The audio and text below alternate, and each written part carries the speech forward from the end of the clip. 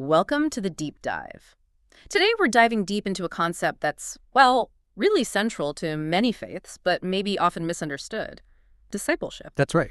And our sources for this deep dive, they're quite something. We've got ancient handbooks, some deep historical insights, modern research, and even some really practical daily advice. Yeah, it's a good mix.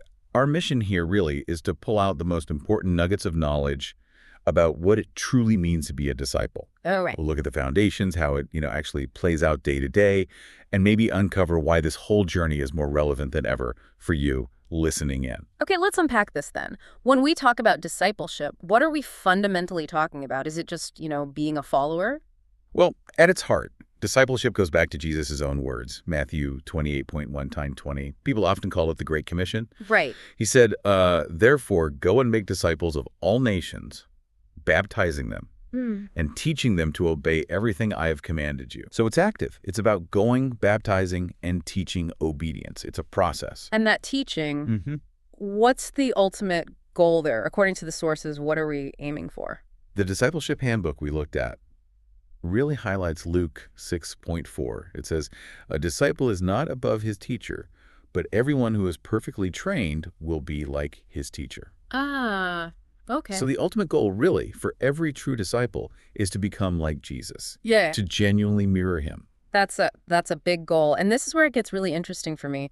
How does someone actually become like Jesus? Is it just about, attending certain classes or following a list of religious rules? That's a common thought, but the handbook makes it really clear. It says, discipleship is the process of becoming like Jesus by spending time with Jesus. Spending time with him. Exactly. Yeah. It stresses that classes alone won't cut it, neither will just, going through religious motions. The personal relationship, that connection between the disciple and the teacher, that's the core. Think about the first disciples. They learned by being with Jesus. They watched him pray. They saw how much he relied on Scripture. They learned about love by seeing him live it out. It was immersive. Okay, that makes sense. Now, we often hear grace talked about as a free gift, which of course it is. Absolutely. But one of our sources, and this one draws from Dietrich Bonhoeffer's The Cost of Discipleship, introduces this, pretty powerful distinction. Cheap grace versus costly grace. Can you maybe unpack that a bit? Why draw that line? Yeah, it's a really striking concept. Cheap grace, as it's described, is sort of grace turned into a commodity, something you can get easily without any real cost or commitment attached. It suggests forgiveness and sacraments are just, available without much thought, without limits. And the danger is it can lead people to a false sense of security, maybe not even feeling real remorse for sin. Like grace is just an idea. Exactly. Grace as a doctrine, but disconnected from any need for actual change in the person's life. It can breed complacency, really. Okay, so if that's cheap grace, then what's the alternative? What's costly grace? Well, costly grace is tied directly, deeply to Jesus' teachings and his sacrifice. It demands total commitment, real self-denial. It means believers have to genuinely leave their old ways behind and really follow Christ. The source puts it starkly. The only man who has the right to say that he is justified by grace alone is the man who has left all to follow Christ. Wow, that is demanding. I mean, Jesus himself said, if anyone desires to come after me, let him deny himself and take up his cross and follow me. That sounds heavy. It is. It absolutely is. True discipleship, the sources are clear on this. It's not for those seeking popularity or selfish pursuits. The path is called narrow and difficult. So why embrace it? But the motivation for embracing this cost isn't because it's a burden you have to carry. It's described as a compelling love. You surrender everything because you found something incredibly valuable, the pearl of great price, which is Christ himself. And your heart gets changed by that unconditional love. The benefits, things like deep peace and joy in that relationship, they really do outweigh the cost. I can see that, but, emphasizing the cost so much. Isn't there a risk? Could it make grace feel a bit transactional? Or maybe lead to a kind of blind faith where you don't question or think things through? That's a really important point. And actually, the source itself brings this up. It acknowledges that, yes, this perspective risks oversimplifying grace as merely transactional. Okay. It points out that, in many contexts, grace is described differently, like unconditional love that does not necessarily demand sacrifice to be meaningful. It even mentions writers like Brennan Manning, who really emphasize that unearned, unmerited aspect. So how does it balance that? Well, the text balances it by saying that genuine faith, the kind that truly empowers you, naturally shows itself through obedience. But here's the key. that obedience is only possible through faith. So it highlights that real discipleship involves this ongoing renewal, this constant willingness to recommit no matter how many times you might stumble. Okay, that makes sense. This idea of a really demanding yet loving commitment. It makes me wonder about history. How did this actually play out back then? Was it always this intense in the early church? It's fascinating, actually. Our sources show it was surprisingly structured, even from very early on. The main way Christians were formed was through something called catechesis. Catechesis. Yeah, basically structured spiritual teaching for new believers, but also for those already in the faith. Cyril of Jerusalem, back in the 4th century, he compared it to building a strong house. You need that solid structure to stop leaks and dry rot in your faith. Right, a solid foundation. So what were they actually teaching in this catechesis? What was the content? Well, the earliest example we've got is the Didache. It's incredibly old, maybe between 50 and 150 AD, and it focused mainly on proper living. It laid out 2 ways of living, the one of life and the one of death. Pretty stark. It covered basics for baptism, church practices like fasting, the Lord's Prayer. So practical life stuff. Very practical. Then later, say around 190 AD, with figures like Irenaeus, the focus shifted a bit. It became more theologically robust, partly to push back against heresies and help people really articulate what they believed and why. That's incredibly detailed for so early on. So how did they actually, bring people into the faith? How did they prepare them for something as big as baptism? There's this text, the Apostolic Tradition, from early 3rd century Rome, and it gives this amazing glimpse. New seekers, they were seriously questioned about their lives, their jobs, their marriage status. Really? About their job? Oh, yeah. Certain jobs were basically off limits unless you quit. Things like pimps, obviously, but also sculptors who made idols, actors, gladiators, even soldiers in positions of authority who carried out executions. Wow, that's quite a list. What does that tell us about how they saw discipleship intersecting with, everyday life and integrity? It really hammers home that discipleship wasn't just about believing the right things. It was a total life transformation. Your daily work, your ethics, it all mattered deeply. It shows they understood a disciple's life had to genuinely look different. And this wasn't done alone, right? Absolutely not. It was deeply communal. The source says it was not individualistic, but took place in the community of believers. Yeah. These learners, the catechumens, they'd listen to the word for maybe up to 3 years, they'd pray separately, and they were actually dismissed before the Eucharist. So stages of belonging. Exactly. And getting baptized depended on their actual conduct. Did they honor widows? Did they visit the sick? Their lifestyle was the proof. It sounds so integrated. Community, teaching, action. It was. The Word of God was central, obviously. But sacraments like baptism and the Lord's Supper were huge formative tools. They weren't just one-off events. They were reenacted constantly in worship, which, in a time with low literacy, was incredibly powerful for teaching the core gospel facts. And things like creeds. Yes. The Creed, the Lord's Prayer, they were memorized, prayed over and over. The Didache even suggests praying the Lord's Prayer 3 times a day, just constantly reinforcing the foundations of their faith. That's a really powerful picture of historical discipleship, very structured, very communal. But what about Jesus himself? Was his own approach always that formal, or was it maybe more fluid, more on the go? Yeah, that's a great question. Lifeway research actually points to Jesus as the ultimate model for integrating Christian discipleship seamlessly into daily life. He really lived out what they call discipleship on the go. Discipleship on the go. I like that. Yeah, it means transforming just ordinary moments, everyday encounters, into chances for growth, for transformation. The sources frame discipleship not as like a position you hold or a program you complete, Right. but as an intentional, influential investment in relationships. So what did that look like, that on-the-go approach? How did he do it? Well, the source breaks down several really intentional things he did, woven right into his daily life. First, he sought out individuals. He didn't just wait. He went to them, met them where they were. That simple call, follow me. Okay. And he appointed them to be with him. That closeness was key. Second, he gave them access to his life. Like we said before, they saw it all. His reliance on the Father, his self-denial, his work ethic, even catching him praying alone. Nothing hidden. That's vulnerable. It is. Third, he modeled service. Didn't just talk about it, he washed their feet. Showed them that real disciple makers work alongside people. Yeah. Fourth, he sent them out. He shared his authority, sent them to preach, to heal, gave them practical ways to use what they were learning. Real experience. Exactly. Fifth, he was invested in their ministry. When they came back, he didn't just say, good job. He invited them to share, celebrated successes, helped them process failures. Debriefing, essentially. Totally. And finally, sixth, he captured teachable moments. Parable sermons, sure, but also just casual chats. He was always reinforcing things, tailoring it to them, even teaching them how to handle grief or frustration. That's incredibly insightful. So it wasn't just formal teaching blocks. It was this deep, relational, learn-by-doing journey just embedded in everyday life. Precisely. And the impact. The source says it absolutely extended beyond immediate results. It echoes through generations.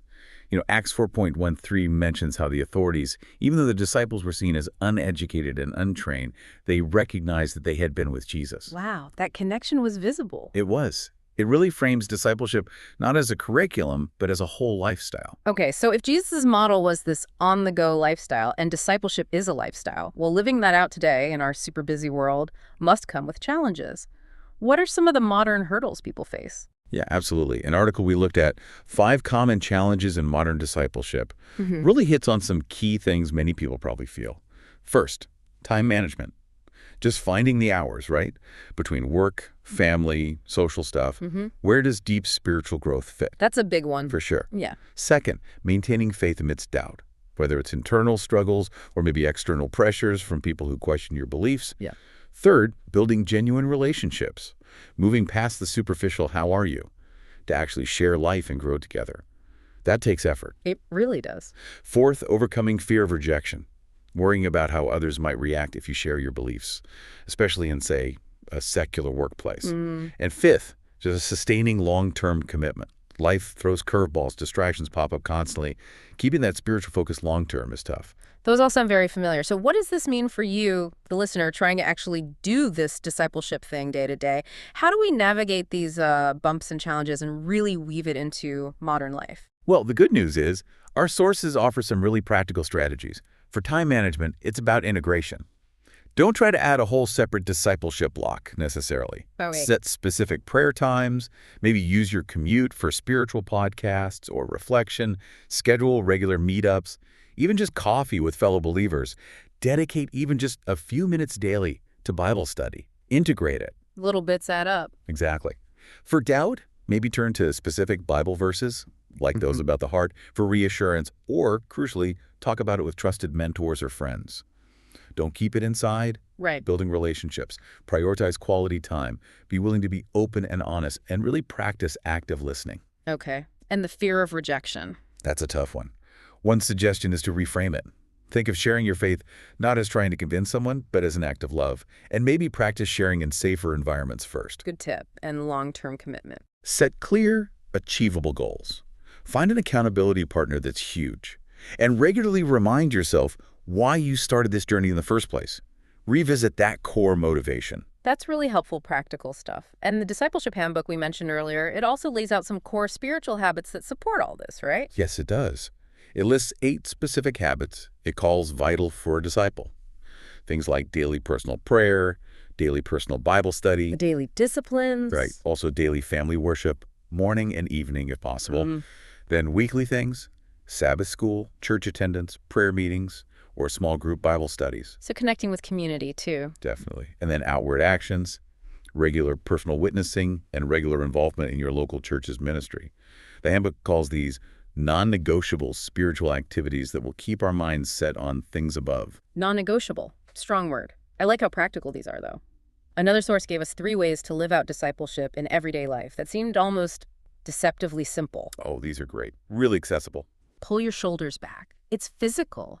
A posture that helps you literally make room for God. Yeah. It's a reminder to be open to his presence. Stop trying to carry everything yourself. And interestingly, it makes you look more available for those divine invitations or opportunities that pop up. Interesting. One second. Take a photo, like with your phone. It's a deliberate act to just stop, notice, and give thanks for small gifts of beauty from God. Okay. Maybe it's frost on a window. Maybe it's just holding a loved one's hand. Stop and appreciate it. It also creates a kind of visual journal, something to look back on when you feel disconnected. I like that. And the third. Third, memorize a prayer. Having a prayer committed to memory means you can call upon God with words that I can be fairly sure another disciple somewhere is also praying. Connection. Yeah, especially when you can't do structured prayer, maybe you're busy or stressed. It shapes your heart over time, and the source says it leads to outward acts of solidarity and kindness. Those are powerful, simple practices. Okay, so if the goal is to be like Jesus, and we're trying to live out this costly, practical discipleship, where do we look for the most sort of concentrated instruction from him? Well, the consensus points strongly to the Sermon on the Mount, Matthew chapters 5 through 7. It's widely seen as the most concentrated and comprehensive record of instruction that Jesus gave to his disciples. The blueprint, maybe. Kind of, yeah, and it applies just as much to every Christian today. It's timeless. And what's the core message? If you had to boil down the Sermon on the Mount, what's Jesus really driving at? The fundamental teaching, really, is that Christians must be different from non-Christians. Different, how so? And that difference, above all else, should be marked by love. First, love for God, deeply, and then love for all humankind. And crucially, that includes not just fellow Christians, but non-Christians, even including enemies. Wow. Love your enemies. That's radical. It absolutely is. It's a call to a completely different way of being in the world. So what are some of the specific characteristics or behaviors from the sermon that really define this different disciple-like life? Well, it kicks off with the Beatitudes, Matthew 5, verses 3 to 12. These list characteristics like poverty of spirit, mourning, meekness, hunger and thirsting after righteousness. These describe the inner state, the heart posture of a disciple. Okay, the inner life. Right. Then it moves outward. Disciples are to be the salt and light of the world. That's about their influence, their impact. Jesus also dives deep into the law, clarifying how it should be understood and lived out, focusing on the spirit of the law, not just checking boxes. And getting beyond legalism. Exactly. And he instructs on the right way, the humble way, to do things like giving, praying, and fasting. Not for show, but in secret, because your Father who sees what is done in secret will reward you. So it really is about that inner transformation leading to authentic outward actions, not just putting on a show. Precisely. Yeah. It's a massive challenge to get your priorities right. Don't be consumed by material things. Seek God's kingdom and his righteousness first. That's Matthew 6. Seek first the kingdom. Yeah. And ultimately, the whole sermon boils down to a call to practice what is preached. Build your life on the solid rock of actually doing what Jesus says, not just hearing it or analyzing it. Doing, not just hearing. Okay, we've talked a lot about the individual commitment transformation practices, but how does all this fit into the bigger picture? What about the community? What's the church's role in this whole discipleship journey? That's crucial. Our sources really emphasize the church as the body of Christ, and not just as a nice idea, but as a visible, active, engaging community where Christ's presence is actually experienced. Oh, yeah? Things like the sacraments, baptism, the Lord's Supper, they aren't just empty rituals. They're described as channels of grace, ways God's presence and life flow into the community, reinforcing that shared identity in Christ. So discipleship was never meant to be a solo flight. Definitely not. It's profoundly communal. We saw how the early church catechesis was community-based. And even that article in Modern Challenges stressed that the community you build around you plays a vital role in keeping your discipleship resilient. You need that encouragement, that strength from others. Makes sense. We need each other. And this communal thing, it extends to sharing the message too, doesn't it? Oh, absolutely. The Discipleship Handbook actually outlines a whole cycle of evangelism. It has 5 phases, starting with relationship building. Okay. Prepare the soil with friendship and service, then plant the word with spiritual conversations, then cultivate with ongoing Bible studies, harvest decisions to follow Christ and be baptized, and then critically preserve the harvest with ongoing discipleship training. Preserve the harvest. Yeah, that ongoing training is key. The handbook itself is aimed right at that preserve phase. Making disciples is a continuous communal effort, not just a one-time decision. It really does sound like discipleship is this dynamic, lifelong process. It touches everything, individual, community, inner life, outer action. As we wrap up, what really stands out to you, the listener, from this whole deep dive? For me, what comes through so strongly is that discipleship really is about mirroring obedience and single-minded discipleship. It leads to this profound change, this alteration where Christ's nature is formed within the believer. It demands that radical obedience, that self-denial, being willing to carry your cross, face suffering even. But fundamentally, it's driven by this deep, compelling love for Christ, and it's always meant to be lived out within a community. What a journey we've taken today. A really comprehensive deep dive into discipleship, from that demanding costly grace and the fascinating historical roots Yeah. to Jesus's very personal on-the-go model and then landing on these practical ways to live it out today. It's clearly a rich, challenging, but also incredibly rewarding topic. It really is. It's a path that asks for, well, pretty much everything, your time, your priorities, maybe even facing rejection. But the promise is so much greater. That unparalleled peace, that deep joy and profound fellowship with Christ and with his people. And it's always been about living differently, hasn't it? A distinct kind of life right in the middle of the world. Which maybe leads to a final thought for you to consider. If discipleship means truly embodying the love of Christ, especially through those outward acts of solidarity and kindness, even towards enemies, as the Sermon on the Mount says, Yeah? what might be one tangible act of reconciliation or maybe radical kindness that you could practice in your own life this week? Something small, maybe, but something that reflects that costly grace in an unexpected way, something that starts with that quiet inner commitment. I want to be like Jesus.